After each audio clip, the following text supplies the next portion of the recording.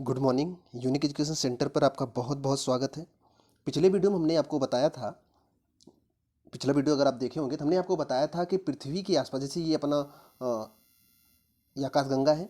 इस आकाश गंगा में हमने आपको बताया था कि आकाश गंगा में सूर्य यहाँ पर है, लेकिन जैसे सूर्य यहाँ पर है तो इसके आसपास, एक मिनट, जैसे सूर्य यहाँ पर है तो हमने ये बताया था कि पृथ्वी जो है सूर्य का चक्कर लगा रही है।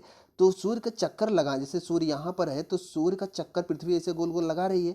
तो सूर्य के चक्कर लगाने के दौरान भी वो 12 तारा समूहों के आसपास से गुजरती है, जिन्हें राशि चक्र कहा जाता है। यह पिछले वीडियो में हमने आपको बताया था। तो आज हम आपको एक तारा समूह दिखा रहे हैं, कैसे वो तारा समूह टूट कर राशि चक्रों को, मतलब कि वो तारा समूह ही राशि चक्रों में बदला हुआ। जैसे मान लीजिए यहाँ पर आप देखें, ये आपको देखो एक तारा जैसे लग रहा है, यहाँ पर एक तारा जैसे लग रहा है। अगर इसको हम देखेंगे, देखो यहाँ पर कितने तारों का समूह है।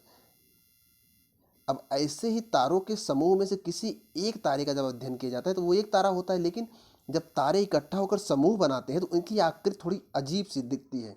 जैसे आपने जो सुना है कि हमने ये बताया था कि 12 तारा समूहों से गुजरती है पृथ्वी, तो उन्हीं के नाम पे मेष, वृष, मिथुन, कर्क, सिंह, कन्या, तुला, वृश्चिक, मकर, धनु, कुंभ, मीन ये नाम रखा गया। दरअसल इनकी आकृति ऐसी दिखती है दूर से, कभी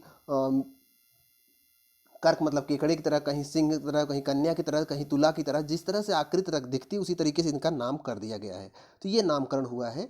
और ये तारा समूह ही पृथ्वी के आसपास स्थित होते हैं। पृथ्वी सूर्य के चक्कर के दौरान उनके आसपास से गुजरती है, इसलिए इन तारा समूहों को उसी के नाम से जाना जाता है। तो ये चीज़ कल के वीडियो में हमने आपको बताया था, यहाँ भी आपको क्लियर हो गया होगा। ये तो हो गई तारों की बात। आज हम सूर्य के बारे में जानेंगे। तो सूर्य के बारे में अगर हम जानना चाहें तो सबसे पहले हम ये जानेंगे कि ये जो हमारी आकाश गंगा है, जो दिख रही है आपकी, ये दिख रहा है यहाँ चित्र में, ये आकाश गंगा है। ये आकाश गंगा, इसमें जो हमारा सूर्य जहाँ पर है, मान लीजिए यहाँ पर सूर्य है, तो सूर्य के आसपास 8 ग्रह हैं। 8 ग्रहों के नाम हैं बुध, शुक्र, पृथ्वी, मंगल, बृहस्पति, शनि, अरुण, वरुण। एक ग्रह और था यम, जिसे प्लूटो बोलते थे। उसे 2006 में, ध्यान रखिएगा पूछा जाता है क्वेश्चन पेपर में भी, 2006 में ग्रहों के दर्जा से हटा दिया गया था। तो यम को, अभी प्लूटो को आपको नहीं याद रखना है। अभी इन्हीं ग्रहों को हमें याद रखना है, जो 8 ग्रह हैं और सूर्य है। उसके साथ साथ कुछ क्षुद्र ग्रह हैं, कुछ धूमकेतु हैं और धूल के कण हैं, उनको भी थोड़ा सा पढ़ना है। तो थोड़ा सा यहाँ मैं बताता हूँ, ध्यान समझिएगा, एक मिनट। तो आज हम लोग सौरमंडल के बारे में जानेंगे। तो शुरुआत सूर्य से ही करेंगे। तो आप देखिए सूर्य को,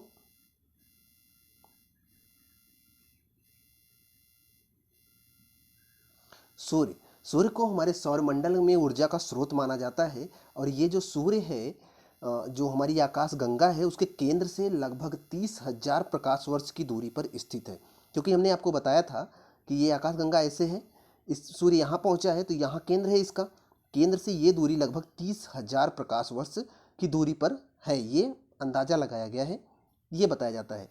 तो अब जब सूर्य के बारे में हम अध्ययन करना शुरू करेंगे तो पहली बात तो आप ये जानिएगा कि ये जो सूर्य है, मंदाकिनी मतलब कि आकाश गंगा के चारों तरफ यह 250 किमी प्रति सेकंड, ध्यान रखिएगा, 250 किलोमीटर प्रति सेकंड के स्पीड से उसके चारों तरफ ये चक्कर लगाता है। ये आपको जानना जरूरी है, इंपॉर्टेंट है।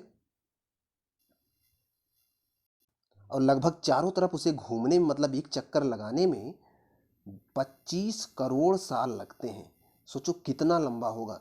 250 किलोमीटर प्रति घंटे की, प्रति सेकंड की स्पीड से घूमता है सूर्य मंदाकिनी में चारों तरफ, और एक चक्कर उसे लगाने में 25 करोड़ साल लगते हैं।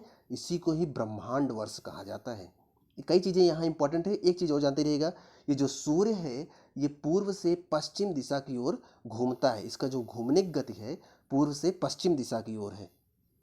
अभी मैंने थोड़ी देर पहले आपको बताया था कि सौर मंडल में सूर्य के अलावा 8 ग्रह हैं और क्षुद्र ग्रह हैं और बौने ग्रह हैं। तो सबसे पहले इनको थोड़ा सा देख लेते हैं, फिर सूर्य का अध्ययन करते हैं।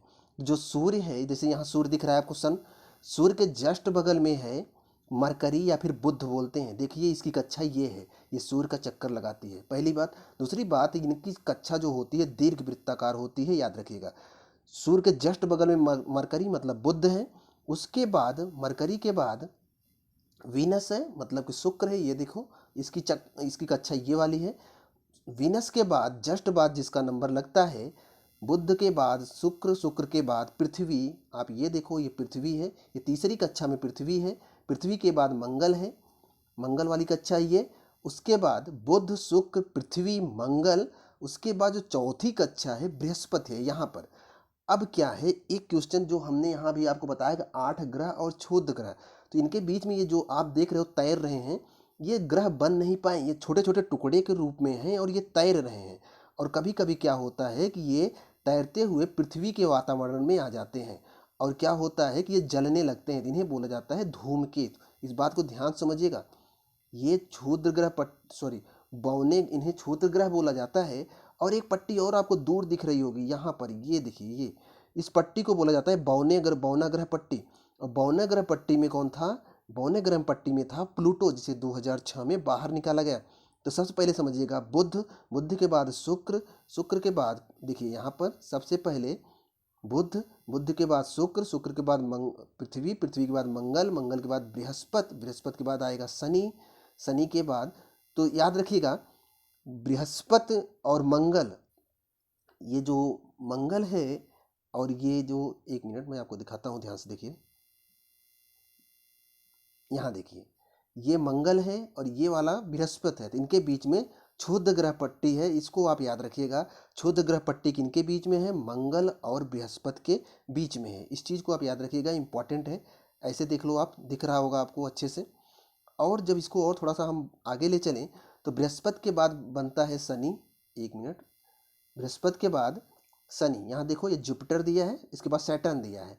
तो बृहस्पति की कक्षा है, उसके बाद ये शनि की कक्षा है। शनि के बाद आता है अरुण, अरुण के बाद, अरुण को बोलते हैं यहाँ पे देखो यूरेनस। अरुण के बाद आता है नेपच्यून, वरुण। और वरुण के बाद ये प्लूटो था, दिख रहा है आपको प्लूटो। प्लूटो को ग्रहों के दर्जा से बाहर निकाल दिया गया क्योंकि ये अन्य ग्रहों की कक्षा में प्रवेश करता था, इसलिए इसको निकाल दिया गया है। लेकिन यहाँ इसके बाहर एक आपको पट्टी दिख रही होगी, ध्यान से देखिए, ये वाली पट्टी, ये वाली जो तैर रही है, ये जो पट्टी है इसे बोला जाता है बौना ग्रह पट्टी। प्लूटो इसी के अंतर्गत आता है, बौना ग्रह पट्टी। और बृहस्पति और मंगल के बीच में जो था वो था क्षुद्र ग्रह पट्टी। ये काफ़ी इंपॉर्टेंट चीज़ें हैं, पूछा जाता है बौना ग्रह पट्टी कहाँ पर है और क्षुद्र ग्रह पट्टी कहाँ पर है। तो यहाँ पर आपके दिमाग में क्लियर हो गया होगा फिगर। और यहाँ देखो आप, ये है क्षुद्र ग्रह पट्टी और भी दिख रहा होगा आपको। और एकदम दूर पे जो दिख रहा है वहाँ पर देखो, ये वाली क्षुद्र ग्रह पट्टी है और यहाँ जो दिख रहा है ये बौना ग्रह पट्टी है। बौना ग्रह पट्टी वरुण के जस्ट बाद है, मतलब उसके बाद कोई ग्रह नहीं है। और जो क्षुद्र ग्रह पट्टी है ये बृहस्पति और मंगल के बीच में है। आज हम थोड़ा सा सूर्य के बारे में देखेंगे, उसके बाद नेक्स्ट वीडियो में देखेंगे। ये देखो सूर्य, सूर्य क्या करता है, मंदाकिनी में घूम रहा है, चक्कर लगा रहा है। तो ये प्रतिवर्ष 12 तारा मंडलों के पास से गुजरता है और इसी वजह से पृथ्वी इसका चक्कर लगा रही है, तो उसे भी 12 तारा मंडलों के पास से गुजरना पड़ता है। और उन्हीं तारा मंडलों को राशि चक्र बोलते हैं, जो मैंने आपको बताया था। और सूर्य का जो निर्माण हुआ है इसमें लगभग 71% हाइड्रोजन है और 26.5% हीलियम है और 2.5% अन्य तत्व हैं। और हाइड्रोजन जब हीलियम में बदलने लगता है तो उस क्रिया को बोलते हैं नाभिकीय संलयन की क्रिया। और ये तारे के बनने के लिए बहुत ज़रूरी है। और सूर्य का देख लो आप, सूर्य का तो तापमान बहुत ज़्यादा है, लेकिन जो सूर्य की सतह का तापमान है उससे ज़्यादा तापमान सूर्य के केंद्र का तापमान है। लेकिन उन सबको हम पढ़ेंगे नेक्स्ट वीडियो में। आज की वीडियो में यहीं तक है। अगर चैनल पर नए हैं, चैनल को सब्सक्राइब कर लीजिए और वीडियो कैसा लगा ज़रूर बताइएगा। मिलते हैं आपसे नेक्स्ट वीडियो में, तब तक आप पढ़ते रहें।